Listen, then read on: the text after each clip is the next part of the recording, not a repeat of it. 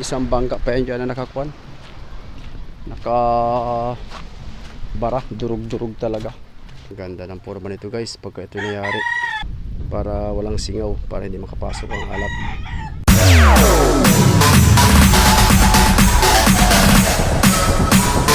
TikTok All-Star.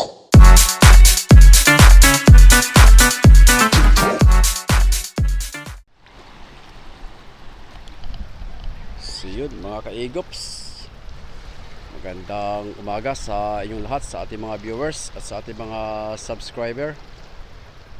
So ngayon guys ay halos isang linggo na nakalipas ng bagyong Uwan, yung super typhoon. So update ko lang kayo sa lagay ng aming karagatan at yung mga baybayin namin dito, coastal area dito sa bayan ng Baler, province of Aurora, Barangay Sabales, Sitio Cimento. So sa ngayong mga kaigops ay nailabas namin aming bangka sa ilog. So tapos ay nakalaot na rin kami nito nakaraan. Kaso nga lang ay dalawang gabi lang at lumakas na naman amihan. Tapos ay ang dagat sa Pacific sa laot hanggang 40 nautical miles ay napakalabo. Kaya wala tayo nahuling isda, abono. So sayang nga lang at yung vlog natin dun sa laot ay nabura doon sa ating SD card. At yung nabili pala nating SD card ay local, nasira lang, sayang. So yan na guys ang aming kapaligiran dito. Yan. So yung iba naman ay tinaas na rin yung bangka kahapon. So tayo naman ay nag-aantabay pa, baka may bahagyang kalmada ang dagat na tayo'y babaking palaot. So sa bagay sa ngayon sa forecast ay wala makitang kalmada, talagang malakas ang amihan. Dahil ngayon ay second week na ng November at pang 1 week naman ang bagyo nakalipas na super typhoon. Yan yung mga dalaruan guys. So halos kung titingnan nyo napakataas na yan, pero dyan mataas pa dyan yung alon, 10 meters, 10.2 ay 10.4 meters. Yan.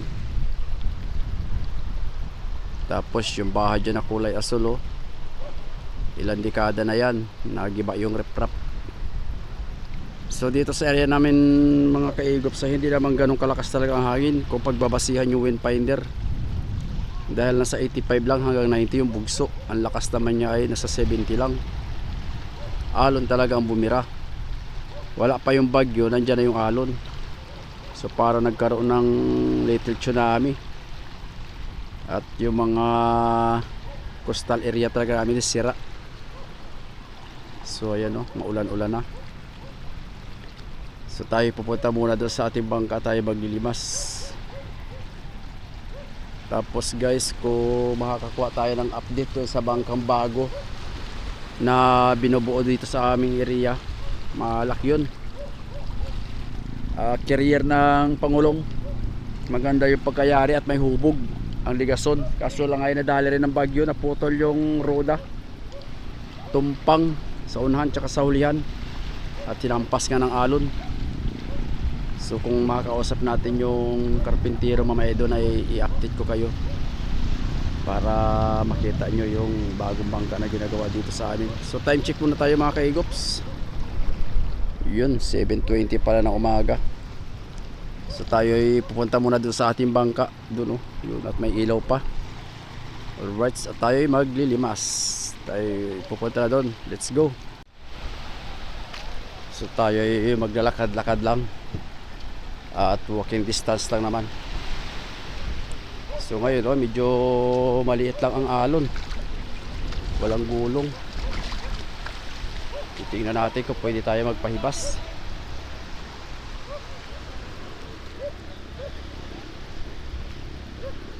So ayan yung iba nag-iisist na ng lumot. At kahapon sila nagtaas ng bangka.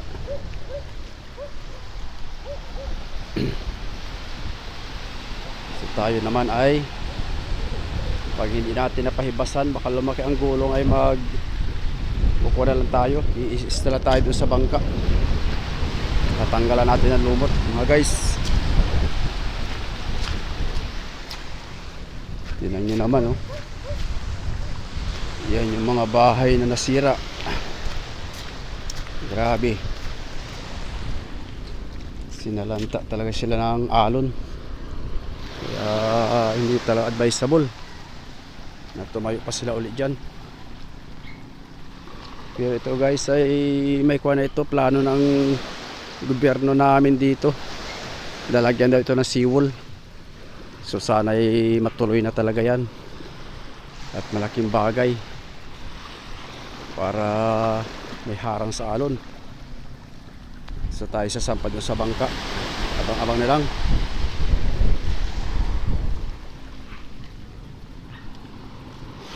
So medyo tumaas na naman ang kuha nga dito. Tumaas na yung buhangin. Ayan o. Ayan. So maulan mga kaigops. So tayo mamaya na lang sasampa doon. Maaga pa naman. Mamaya na tayo maglilimas ng bangka. So balik muna tayo sa bahay. Papunta tayo na malakas na ulan.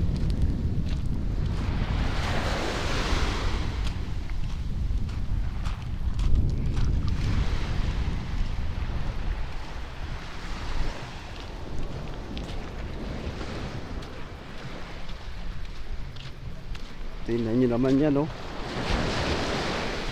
Bakas ni Uwan.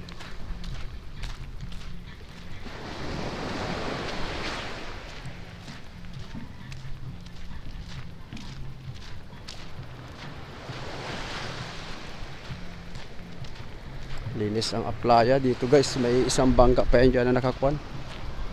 Naka bara, durug-durug talaga.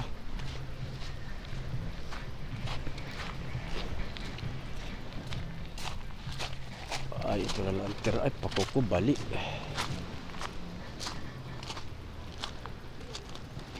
Ito, sayang.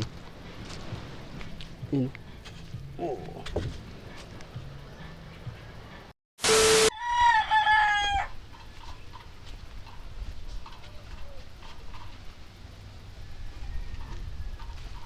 Tira nyo mga kaigops. So, ito yung bagong bangka na ginagawa dito sa lugar namin. Yan o. Yan, nadali ang tumpang. Ito. Wala palang kuwan. Walang pasanti.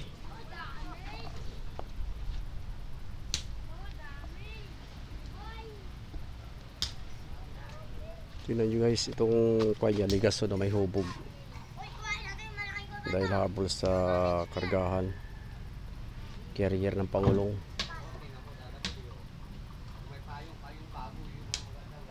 Tatlo siguro ang tumpaw nito. Ay babahan pala ito. Dorminti.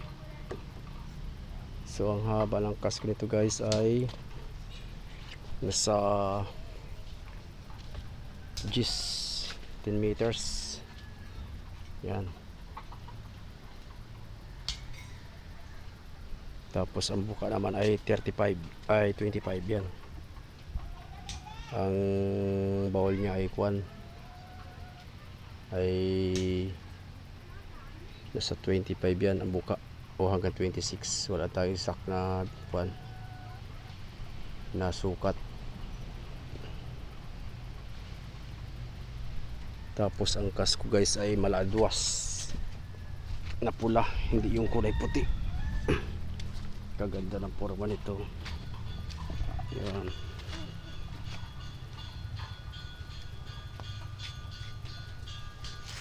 Ito yung unahan niya oh. Tanggal aroda si Bak.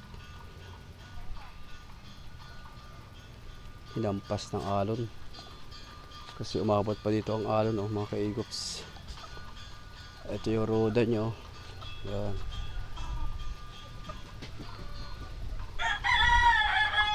Kinsi. Ang haba. Putol.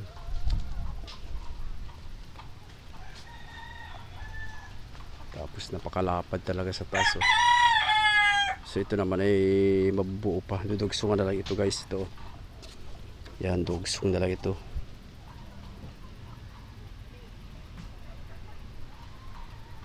Ganito rin nangyari doon sa aking bangka no, na ginagawa pala yung Boy Carlos.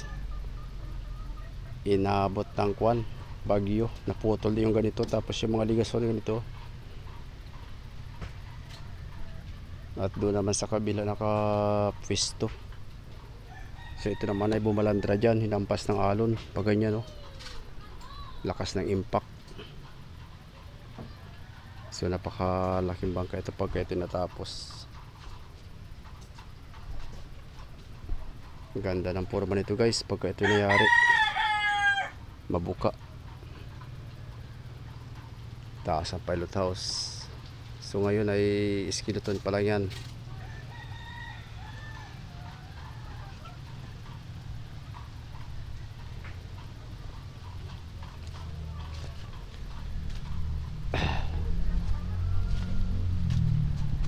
So ito naman yung ginagawa dito na fiberglass. So matagal na ito. Tibay na pagkagat. Yari talaga pag fiberglass. Fiber mat. Tibay sa katiran ito. Sa mga bruma. So hindi naman na ipagawa agad. Hindi pa po matagal sa nangyari yan. So baka mauuna pa ito.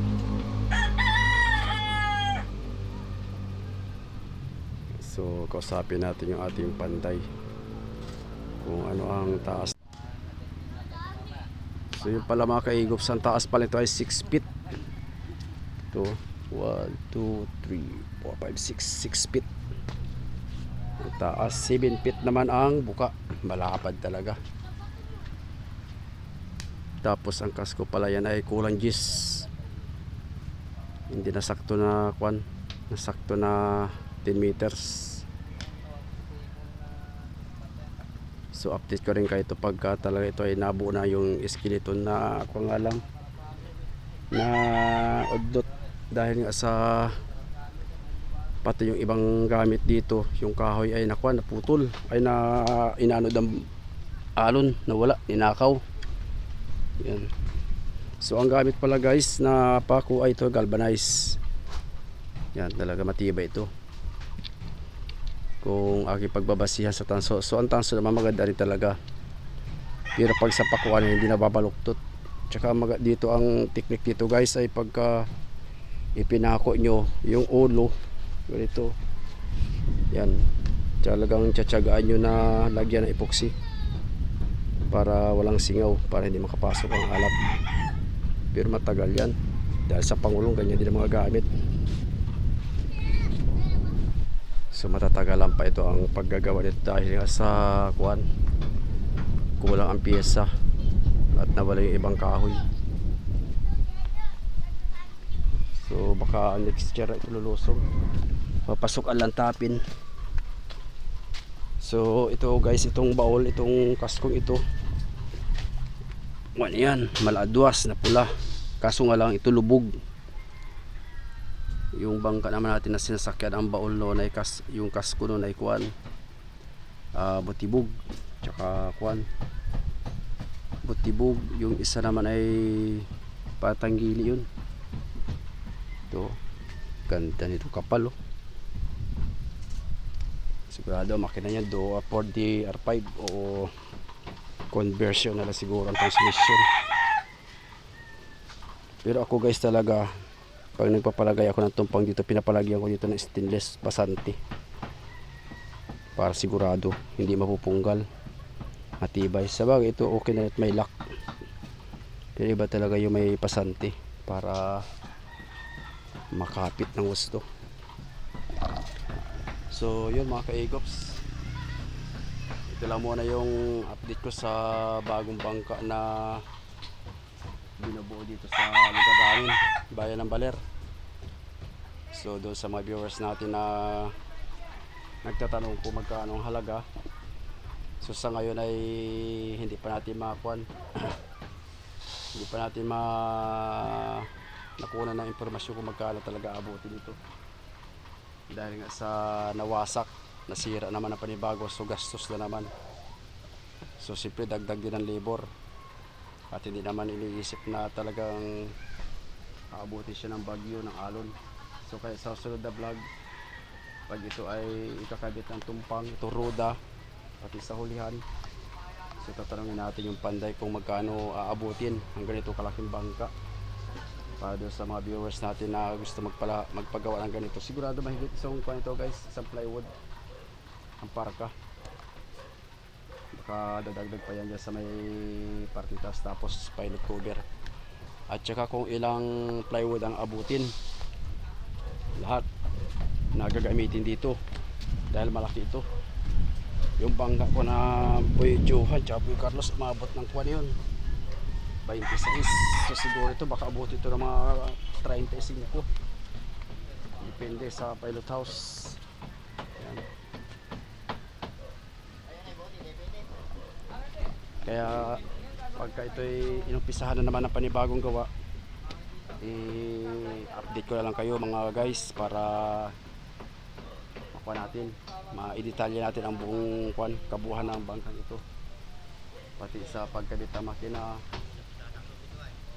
sa paglagay ng babahan sa taas, tsaka pagporma ng tumpang. So i-update ko kayo.